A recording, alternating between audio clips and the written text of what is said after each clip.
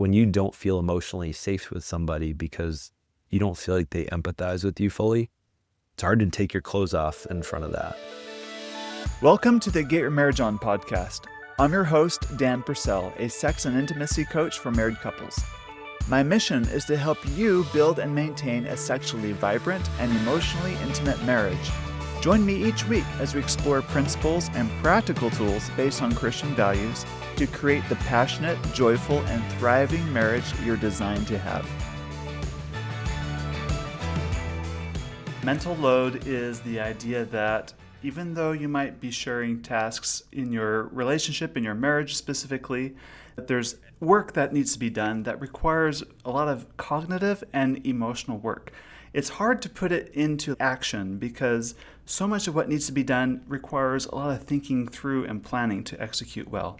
And in most relationships and most marriages, women carry far more of this mental load, creating what they call invisible labor. It's work that she does more than he does in the relationship to carry the household forward, even if she's the primary breadwinner.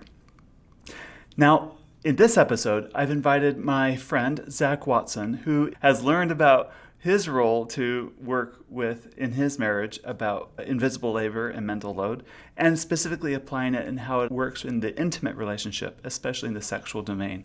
You're going to hear him explain these different concepts. You're going to hear him talk about how instead of asking if you can help your spouse, a better word to use instead, what that's going to be. He's going to talk about boring meetings. Boring is an acronym, B-O-R-I-N-G. You'll get to hear what he means by that. And a bunch of other things that's going to help you in your marriage relationship, whether you're a man or a woman listening to this episode, and how you can cultivate a more shared labor and work on that mental load and that emotional labor together as a team. June 9th is right around the corner. June 9th, as you know, is International Lovemaking Day because it's 6/9 on the calendar. It's also Intimately Us's birthday, and to celebrate, we're doing a International Lovemaking Day challenge and a contest. And this year we're doing something new we have never done before. We've also curated 4 amazing sexy bedroom boxes. Check your inbox if you subscribe to the mailing list or our website or our Instagram for more information about these 4 sexy boxes that you can get. One's going to come out in June, another in August, then October, and the last one in December in time for Christmas. And if you're still thinking about coming on our Get Your Marriage On cruise, we have 1 or 2 spots left if you want to snag them. You'll find all those details at getyourmarriageon.com/events. Now let me introduce you to Zach Watson. Zach, welcome to the Get Your Marriage On podcast. How are you this morning? Thanks for having me, Dan. It's very cold out here, 1 degree, but overall good to be here. Yeah, I enjoyed chatting with you today too. And there's something wonderful about your style, and you have this remarkable ability to connect with others emotionally. And maybe it's your openness, it's your willingness to let other people know you. But I've been really impressed with that. Even this morning, you've been sharing about some of your concerns and worries and some of the things you're looking forward to. But you do it in such a natural way. I think a lot of people can learn that from you just by observing how you do it. Thank you. I appreciate that. So I think our listeners are going to learn a lot today because you have a quality that a lot of men don't have. And I think if they had it, their marriages, especially their sex lives, would be a lot better. Mm-hmm. But I'm sure you weren't born with this quality. So let's talk about a time you've had a fail when it comes to picking up your wife's needs or when you put a lot of load on her unnecessarily. Let's go with that. Yeah, the first story that kind of comes to mind is Alyssa and I were separated back in 2018. And a couple months before that, I remember there was this moment where I was in the kitchen. I was starting to, I think, get cooking ready. I was cleaning a little bit as I went, a little bit more than normal. And I knew that, I was feeling I'm feeling a little aroused and I would love to be intimate tonight. She comes through the door and I'm thinking to myself, I'm on top of my stuff, cooking, I've already started the process. I haven't asked her anything. And again, this is before I had mental load or invisible labor as a language to talk. But I remember she made a comment of hey, this is interesting. You're kind of ahead of things. And I don't know if I should have or should not have spoken this out loud, Uh-huh. but I ended up saying something like, yeah, I feel like sometimes, all the time, I'm kind of like, every moment of life is a little bit of a pop quiz on whether we can be intimate tonight, on Uh-huh. whether I'm on top of my shit or not, Uh-huh. whether I'm on top of like the labor around the home. And that was a huge turnoff for her, was hearing that. Uh-huh. But at the same time, I think I knew there was some accuracy in what my experience was, Uh-huh. but the fact that I was calling it out was like a painful experience for her, because Mhm. it sounded so transactional the way that I was saying it. And I talked recently with this guy, Jordan Carlos, that has a book that just came out called Chore Play, which Uh-huh. I bristle at that phrase, which some listeners may have heard before, because Uh-huh. it creates this transactional experience of like, if I do chores, then we can have sex. This is a positive for me. This is a positive for you, rather than seeing that both things are a positive for both people. They might Mhm. value it a little bit differently, Mhm. but I think that in that moment, it was a scary moment for me to share that out loud, while it was also kind of off the cuff, but it opened up a longer term conversation about what invisible labor is for both of us, how it's Mhm. valued differently for both of us, in the pain experience that she has when it's not done, versus the, oh, the bar is low, I'm jumping just above the bar so that maybe we can be intimate together. And how transactional I actually saw it back then, Mhm. which now I see it in a totally different context, which is like, if we're thriving as a home, it's because I'm meeting the standard that we created together, rather than this potential standard that I'm kind of making up in my head. Got it. Oh, cool. All right. So, what is invisible labor, or what is the mental load? You said those terms. If our listeners aren't familiar with that, help us understand. So, invisible labor is going to be your kind of blanket term for a lot of things that are typically not valued. So, usually we're talking about physical domestic tasks. So, I'm going to break it into a couple, 4 or 5 pieces. Domestic physical labor, those are things that you can catch on camera. So, they're sweeping, could be really small things that you still catch on camera having it done, but might be hard to notice that it's done. It's the strawberries were in the fridge a little bit too long, and now there's a little bit of red stuff on the shelf. Cleaning that Uh-huh. off. There's a little bit of gunk forming in the bottom of the toilet. Let's brush that out. So that's your physical, but it's also like doing laundry. It's like physically bringing the kids to school, driving, shoveling. It's like You guys don't shovel more the down there, but things you notice when they're not done than you notice when they are done. yeah. Yeah. So that's your sort of first category of invisible labor, is the physical domestic stuff that's pretty obvious. And then Okay. there's the clerical labor, which pretty similar to it. It's like bill paying. It's like sending a check in the mail. There's some physicality to it typically. It might be button clicking on a screen. But again, like scheduling a doctor's appointment, sending an email over to the teacher to make sure that the project isn't on time, Uh-huh. making sure that you have the right materials, scheduling a play date with the kid. Uh-huh. So there's your clerical labor. Similar, there's like a tiny little bit of physicality. You would barely notice it on a camera, Uh-huh. but it is usually paper or like virtually intensive. Right. Then you have, I'm going to say the two. So there's mental load / cognitive labor, and then there's emotional labor. So Mm. cognitive labor is much more left brain. It's thinking, it's remembering, calculating. Let's see, we need to leave here at 7:20 to get on time to the event by 7:45. So that means our kid needs to go potty, needs to brush their teeth, we needs to get a snack in 5 minutes before that. So like that kind of calculating, that's Mhm. cognitive labor. Yeah. And the person that just shows up like, all right, we're all ready to go. Cool. But they Uh-huh. haven't thought through those. They're not doing the cognitive labor. Uh-huh. And then there's emotional labor, which is often the other layer along with that cognitive labor. So Mhm. there's like, I don't want to be perceived as the late person. I know that our kid, if we just rush them out the door, they're going to have a hard time. So I'm going to give them a couple reminders while they're watching their show that, hey, there's 3 minutes left. Hey, there's 1 minute left. We're going to turn the laptop off and brush our teeth when you're done. But that's emotional labor. That's care labor. So Mhm. emotional is usually the like emotion-based reason that you're Mhm. even thinking through something. And I'm looking forward to, in a couple weeks, I'm going down to DC. There's about 40 researchers in the world that do work on mental load and cognitive labor to really define what that term is, because I think there's a lot of slightly differing opinions, Hmm. minuscule but differing. Uh-huh. And the way that Leo, I'm going to get her name wrong, Ruppiner talks about it is mental load is kind of the intersection of when cognitive meets emotional.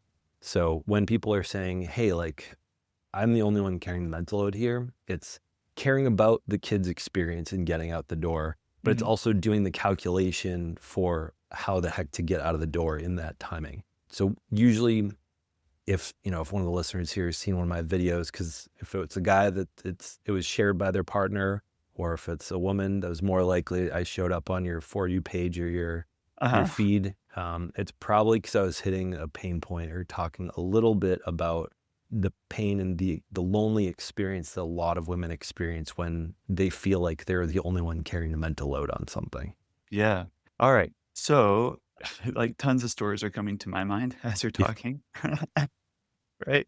It's like, okay, there's an errand that I could run, but I Hmm. don't want to. I'm busy.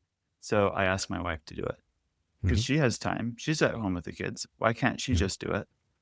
One of the things you're going to hear me do throughout this episode is a huge one of my jobs in 90-second videos and podcasts is to label the heck out of a lot of different moments. So what I'm hearing in that is it is on your cognitive load, is there's some mental load of knowing that a task exists and needs to get done. There's some logistical consideration of, do I have the capacity to do it? Does my wife have the capacity to do it? So again, a little bit of cognitive labor, thinking that through. And then emotionally consider, what's the impact of the thing that I'm busy with right now? What's the emotional impact of her doing that? Is it significantly more effort for her to do it? Is it significantly more effort for me to do it? What's the more intrusive task? So I would argue in that moment, as you're thinking through that, that was cognitive labor. Now, if you then say, hey, this thing needs to get picked up, can you go do it?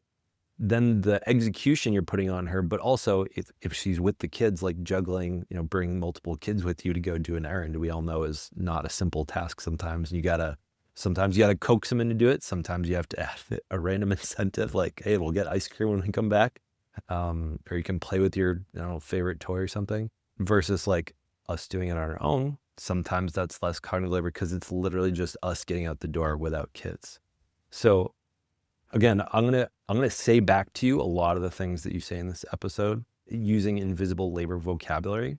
I think that's the magic of what people find useful in my videos, is that I am putting vocabulary, I'm putting specific language onto things that they experience every day. One of Uh-huh. my favorite comics is two fish that are swimming. Uh-huh. Older fish swims by and says, hey, how's the water today? Uh-huh. And then they look at each other confused and like, what's water? Uh-huh. Um, and and so I feel like so many of us, we're swimming in water all the time. We're swimming in all this labor. We don't understand why it feels heavy. We don't understand why we feel lonely. We don't understand why there are these like weird dynamics between us. Similar with emotions. I think a lot of people are emotionally illiterate. We talked about the other day on my episode. Um, and I think that all I'm doing is I'm pointing out water to people swimming in it. Yeah. All right. Awesome. So labor exists. Emotional labor exists. Invisible labor just it is. It's just part of life. We're Mhm. going to have these different lows. Yeah. But what we want to talk about is how that's shared and how that's discussed in a marriage, in a relationship, because that's Mhm. often not completely discussed or shared Mhm. well. Can we talk on that a little bit? Sure. Yeah, and I would say a lot of the research that's being done shows that women are carrying significantly more invisible labor than men are. Yeah. And I think that's a mixture of the evolution of the cultural systems that we're in. Uh-huh. So, especially we look like back at the 50s where it was very normal and acceptable for a man to go out to work. The woman would manage the kids. It was very expected of her to be a stay-at-home mom, and everything in that domain was hers. As we progress closer towards today's age, there's way more two-income households where more women than not are also in the workplace, whether Yeah. it's remote or in person. And what we are not seeing as much of is that domestic labor, the ownership of the children and those invisible labor tasks that has not gone towards men as much as women have also started making financial income as well. So while we've seen more women in the workplace, we haven't seen the invisible labor switch over to the men as much. Now, men today are doing significantly more than their fathers did. And from an evolution and change perspective, it doesn't compare with the amount of work that women are also doing because they're in the workplace. Gotcha. Gotcha. And I think, and I know one of the things we talked about before this episode was like, how does that relate to sex and intimacy? And I think a huge part of where that becomes a problem too is a lot of men are saying like, hey, like you can we cuddle tonight? Can we do some intimate things? And while he's asking for that, it might sound and feel more almost selfish when she's also wondering, okay, how am I going to get the kids to soccer practice tomorrow? I need to reschedule Johnny's dentist appointment. Oh man, she's starting to grow out of her 5-year-old clothes. We need to go clothes shopping, but we're kind of tight on finances. Wait, you want to touch me now? What?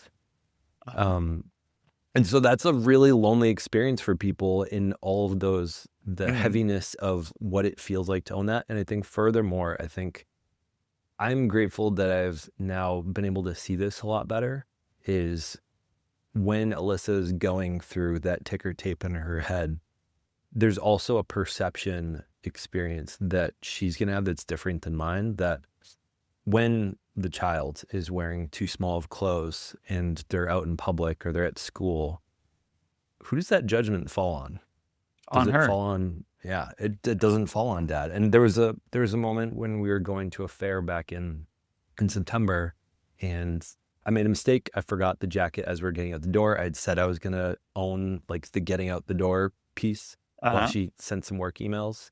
And when I said, "Oh shoot, I forgot the jacket for her," she was in a lot of emotional pain, and I was grateful she was one had the safe space to talk it out, but two that I was able to see and understand the perception of like, yeah, Zach, like she doesn't have a jacket and we're walking around. It's like pretty cold out. Like, are you going to get judged for that or am I going to get judged for that? And me being able to hear that, I know was really valuable for her to be able to say, yeah, I totally hear that. And I think there's a lot of guys, I think a previous me, maybe 5 or more years ago, might have said like, so what? Just like screw them. Like, just Right. don't care about that. Uh-huh. But knowing that that pain experience is something that happens to us more than that we have full control over, that I think has been a big turning point for me in seeing the perception difference, appreciating that her emotions are valid and that I don't get to just like say, no, screw that. And taking more actions and trying to improve on how I own more of those things so that she doesn't have a lonely experience within that. Gotcha. So you work with couples primarily, probably mostly men, I'm assuming, Yep. on how they can just understand how to share the mental load better in their relationships. Any examples of people you've worked with where they didn't see it at first, you helped them see some things, any specifics, and then kind of what happened after that? Because I think part of what you're talking about, like if I was your client here, I'd be thinking, oh, I think I'm pretty good. But maybe your skill is helping them kind of see the invisible, right? Yeah. We can't fix what we can't see. Right. Yeah.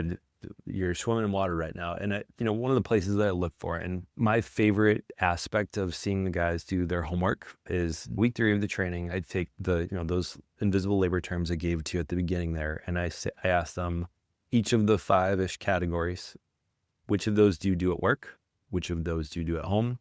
Which of those does your wife do at work? Which of those does your wife do at home? If one of you is a stay-at-home parent, if you had to substitute in a nanny, have that be the work aspect of the at-home, your partner's piece or your piece. Okay. And watching their epiphanies. And the other thing that I push them on often for mental or cognitive labor is they might say, she just does it all. And like, no pass, try again. I want you to list out, if she does it all, give me a minimum like 10 things that she does. And I want you to be super detailed in it. And forcing them to come up with, kind of like I broke down your Give me a example few earlier. examples. She is the one that pays attention to when the toilet paper is getting low and adds it to the grocery cart. And then when it comes back in the grocery shopping list, she's the one that brings it, takes it out of the packaging, puts it under the sink, and arranges it so that we can also reach the other stuff underneath the sink. Okay. Like, Uh-huh. I just named what, 5 different things with something that is like some people just experience. Like there's a And they take for granted, probably. yeah, Yeah. there's a toilet paper fairy that lives in our house, and I don't know how it gets there. Uh-huh. Um, And when you're out of toilet paper, who do you blame? yeah, I think of a bunch of other like cleaning products, toothbrushes, toothpaste, like those things. I know that Alyssa has historically stayed on top of those significantly more than I have, and it's a rare occasion when I'm looking around and need to buy something because she's typically a week or more ahead of me in thinking about it. So I think in terms of like the transformation that I see from a lot of guys, I think it's when I'm seeing them do those assignments, think through those things and forcing them to come up with examples of it.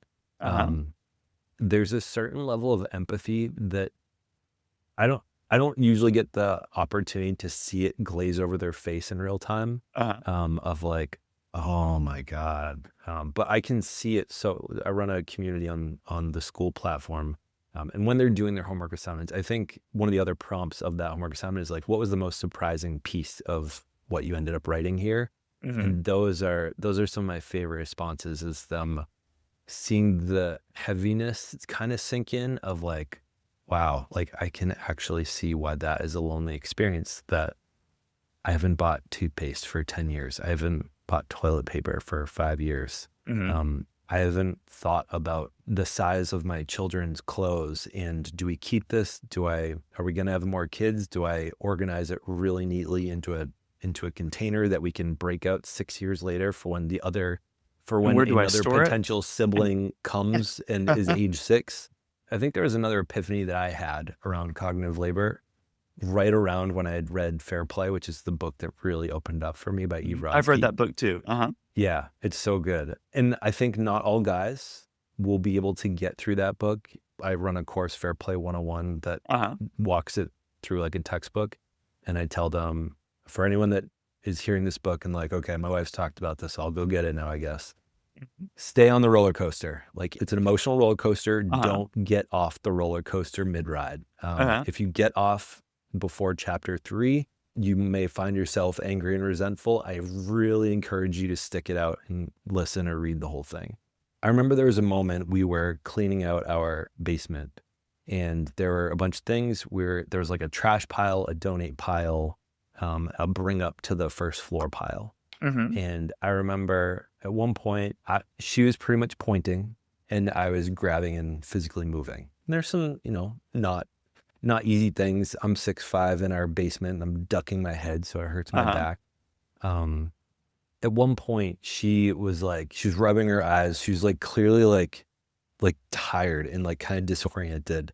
Meanwhile, I'm sweating profusely. It's the middle of summer. Uh-huh. And there's this moment where I was kind of resentful. I was like, you're not even doing anything. You're just like choosing. Like, can you like stop being annoyed about this process of Or can't you like see what thinking good this I'm out? doing here? Uh-huh. Yeah.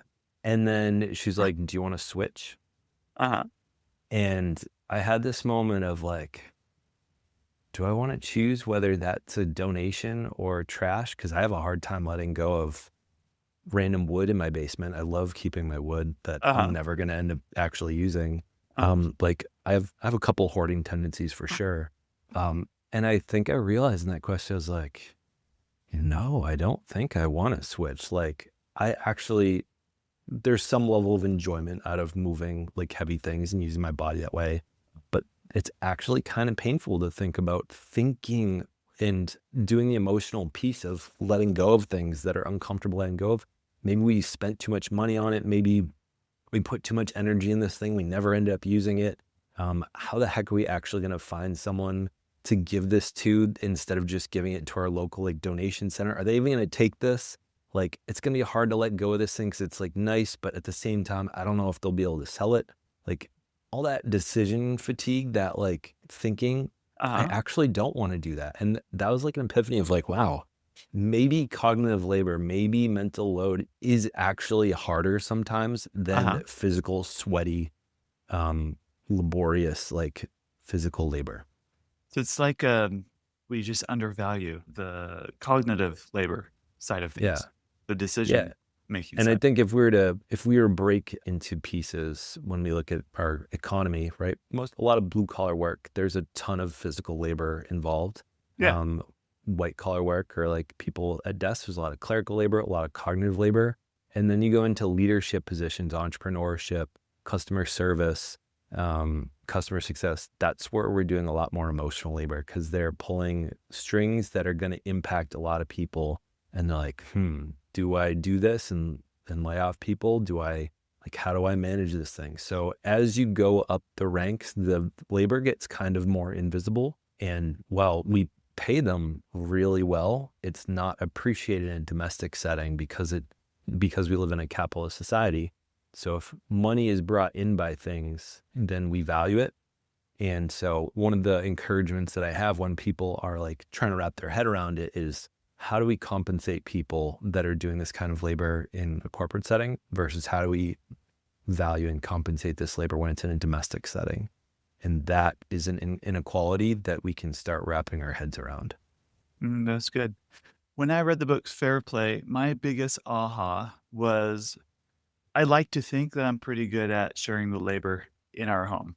Mhm. I'm pretty good at collaborating with my wife. Okay, what needs to be done, but the thing that really stood out to me that was my aha is I don't value her time equally to my time Mhm. because my old That's a thinking hard thing to was, say out loud for sure. yeah, I mean, I'm the I'm the breadwinner. I have a busy schedule as far as appointments go and where I need to be at Mhm. a certain time. My wife is a stay-at-home mom, doesn't have Mhm. that same level of, like, appointment pressure that I do. So, I made it to think that my time is more valuable than hers. And so if there was, like, a minor errand to run, I'd just say, "You do it," because I just There's say, no "You do dollars it." connected to it too, right? Yeah, because my time is more valuable than yours, was the underlying Yeah. assumption and thinking. But then I thought about it. If we were to get a divorce today in the state of Utah, Mhm. it's like you take all your assets and it's 50-50. Mhm. That's just the way it is, right? So, Yep. in other words, any contribution she makes Mhm. is the same as my contribution. If I were to take my salary, divide it by hour, she's earning half of that. Mhm. And that perspective really helped me see, no, wait, her time is just as valuable as mine. Like she's earning, if we're going to do dollar per hour, like Yeah. breakdown, she's earning the same a dollar per hour than I am because we're shared in this life together. So Yeah. that really changed my perspective, how to approach things. Yeah, and I think for some people listening to this that are still, if there's any skepticism left around like the value of their time, my most shared video last year was what is the value of a stay-at-home mom? And effectively, if you were to take their job and break it into parts that you were to hire out and the Oh, yeah. cost of that. So in the state of Massachusetts, up here in the Northeast, I think I had done it for like if you had one child, which we have, it came out to about, I think it was $274,000 for a stay-at-home mom. Wow. In terms like if you had to outsource every single thing. Now, that's if literally Dan There's some Dan hyperbole, perhaps a yeah, little bit in there, but yeah. um, And I mean, I was really thoughtful in how to make the video. I was like, how do I put the right amount of hours and the right amount of dollars per hour? I must have spent like 2 hours on AI, like research. talking through, yeah, trying to figure out like where the even medium is. And Uh-huh. I knew I was going to get both applauded and eaten alive in the comments by Uh-huh. people in those industries being like, being a nanny is way more expensive. Are you nuts? That's like Uh-huh. half my rate. And then some people also saying like they don't get paid that much. So like I knew it was a lose-lose, but at the same Uh-huh. time, like brought up a really good conversation for people. Cause I think it'd be hard to find like if Dan today, if for some reason you needed to swap out somebody else to do her job and for you to maintain the exact same job that you do, for someone else to do that job and how much that would cost, like Yes. it would Yeah, it yeah. would be a lot. It's very humbling to think that way. Yeah. One more aspect of invisible labor I want to talk about is, so let's say as a husband, I really want to help my wife. And so it's a Saturday and like, honey, you've worked so hard. I will take over cleaning the house this morning. I'll take over running kids to soccer games and soccer practice. And you just have a day, go to the spa, like relax, get a massage. She's like, Mhm. really? Like, yeah, just go. It's fine. It's like, you sure you can handle it? Like, I can handle it. Go. It's like, okay. So she reluctantly leaves. And a few hours later, she returns. The house is clean. The kids are fed. And yet she's still worried. Maybe she's looking at the Hmm. counter and the science project that we were working on with the son is no longer there. She's like, where'd the science project go? Oh, I thought we were done with it, so I moved it to the trash. Hmm. Like, and then to the next room, like, hey, I had this pile over here of laundry. Did you fold it and put it away? It's like, oh yeah, I totally did. Like, where did you put my pink blouse that she was Yeah. probably planning to wear the next day? It's like, oh, I don't know. I don't remember where I put that. And then go on to the next room. Can you explain what's really happening there? Like, he's trying to help, but as a result, he's actually made things worse than actually So, helped. so I'm going to start actually with the wording of your question. So you said, how can I help my wife? So my encouragement, first off, that I encourage people using the H word help is try to consider why you're using that as the prompt. So Mm. typically when we're helping somebody, we are second in command. They're the manager, they're the pilot, and we're the backup pilot, we're the first mate.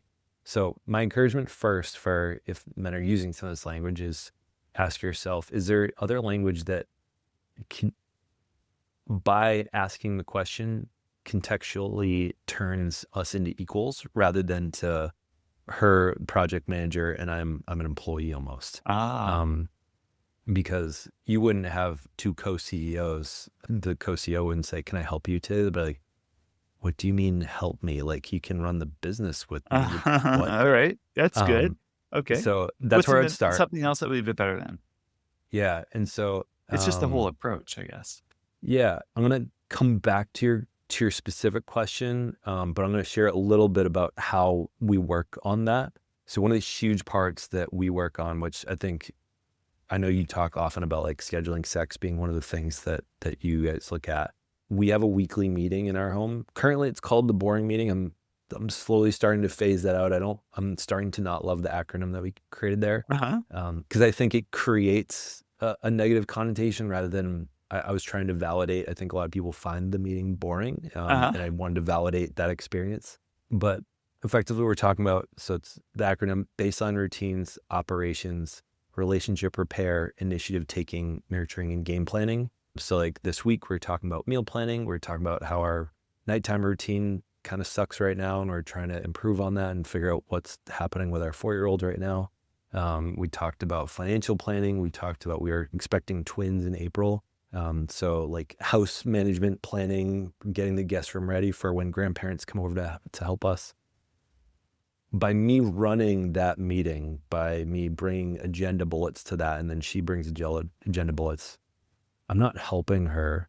I'm contributing to her. I'm contributing to our home. And it doesn't feel like if I were to say, hey, Saturday, I would love to, I scheduled this thing for you. I'd love to see you go. That doesn't occur to me like help. That occurs to me as like making sure that your partner feels cared for in a way that works for them.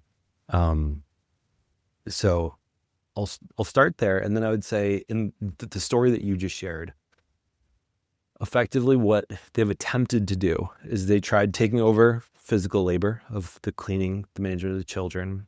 They took on the mental load of all the things that they were completely aware of. Mm-hmm. So they owned conception, planning, execution, which is a fair play acronym, Mm-hmm. CPE. They took on conception, planning, execution of a handful of things, Mm-hmm. managing the kids, making sure they were fed, making sure things were tidied and clean. And I'm trying to remember what the fair play term is. It might be a double up from chapter 11. They talk about like the fair play fails is the laundry. You'd said like he wasn't sure where he put the dress away. So that is owned execution kind of missed the conception and planning because there wasn't a full context of handing off of that responsibility, that ownership. Science project. I don't even know if you can call that execution, but they're executing on a different responsibility of decluttering and cleaning up, but didn't own full conception, planning, execution of that item. So within the fair play method, I think looking at that as like a fair play fail, and they tried to take on ownership or I think another word that she uses is like a superhero fail, where they're trying to do a bunch, but they don't have full context of why a bunch of things are that exist. And by having that weekly meeting saying, hey, Jimmy has a science project due on Tuesday that might be taking over a bit of the counter until Tuesday. Saying, we have systems, or at least we've had systems that are a little broken right now because we moved a couple months ago. But around laundry, historically, there have been times where I've tried to own it. Alyssa hasn't loved that, and she actually doesn't mind owning laundry. There have been moments where she's sick of folding, and so we've handed off folding to me. Uh-huh. And Uh-huh. or like there have been moments where I'm double checking, like, hey, this is where this goes, this is where this goes, right? And every once in a while, if there were moments of like, hey, it feels like you moved some things around the drawers here. Am I getting this right? And so I'm getting back up to speed with how she wants to have things. So Uh-huh. having those preemptive conversations rather than reactionary conversations, I think are really valuable for people to feel like they're equals in the home, feel like they're contributing together. Uh-huh. And so that, you're not dealing with those multiple fails of another way she would describe it as like a CPE breakup, the Uh-huh. conception, planning, execution not being owned by one person. Got it. All right. So as we conclude our conversation today, there's a lot that we need to understand. I liked your suggestion of having a boring meeting once a week or whatever rhythm that works for your marriage. I Mhm. really like the idea of learning good proper language Hmm. so you have a good handle or a way to now share what's really going on in things. And also a way to see more of the things that you're missing so that you can share that better in your relationship. Yeah. Ultimately, how does this help a couple have a better intimate relationship? Yeah. I wasn't sure if you were going to ask that question, but I was ready to answer it. I think that um, one, having the language for it helps you point to things that you couldn't point to before. So, for example, a couple months ago, so as we moved into this house and it started getting cold, Hmm. we have thermostats that are non-programmable. Uh-huh. So Alyssa pointed out to me one cold morning, she's like, hey, can I just point out some invisible labor that I've been doing? I was like, sure, what do you got? She's like, every morning, I don't think you've noticed this at all. I changed it to 70, and then when we go to bed at night, I put it back to 60 to save electricity. Uh-huh. Did you notice that at all? I'm like, no, I just put on like a hoodie and a jacket. If I'm cold, I don't pay attention to the thermostat. Uh-huh. And by having that language, she was then able to effectively communicate in a way that I got less defensive, and I was just able to be empathetic and hear, it sounds like she was probably sharing that because there's a little bit of loneliness around it for her. Hmm. Secondarily, when I'm able to be more empathetic to her in hearing something that she's lonely about, then I can better understand. I can also better contribute to that. So now, right, if she had randomly some night said to me, hey, can you go turn the heat downstairs to save electricity or something? Uh-huh. And be like, yeah, sure, I can go do that. And then if it happens again another night or something, she'd be like, hey, did you turn it down?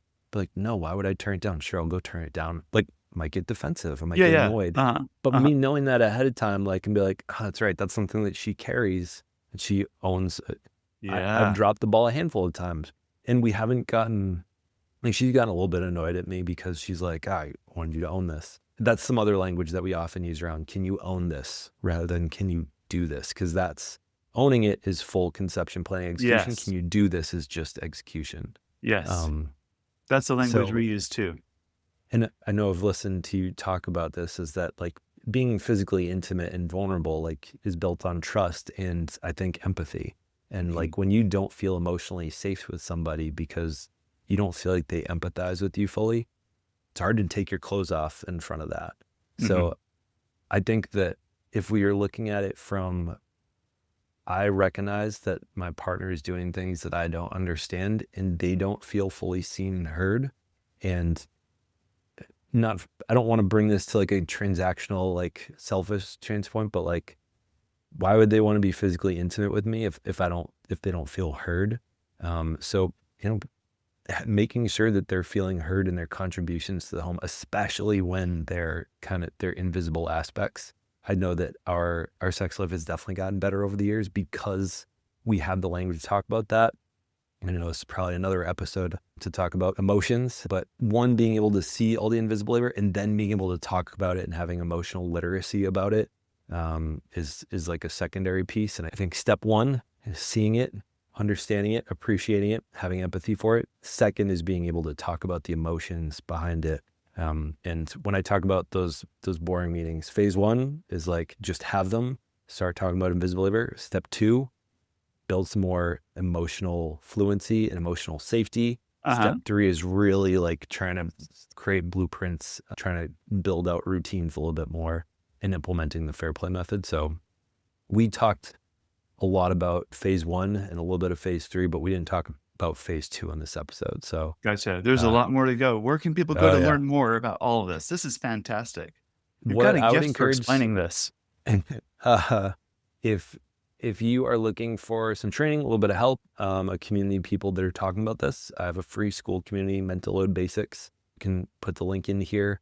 There's the first 2 weeks of training are for free, and they're a mirror of what exists in my mental load mastery community, where about just over 100 men that I'm working with to improve on the relationships. So if you're looking for some of that free training, it should be in there, and you have a easier access to asking me questions versus if you try to send me a DM on Instagram, probably not going to find it. And if people, if they're looking for things to potentially share with their partner, I think over on Instagram or YouTube, Zach Mental Load Coach, you can find me.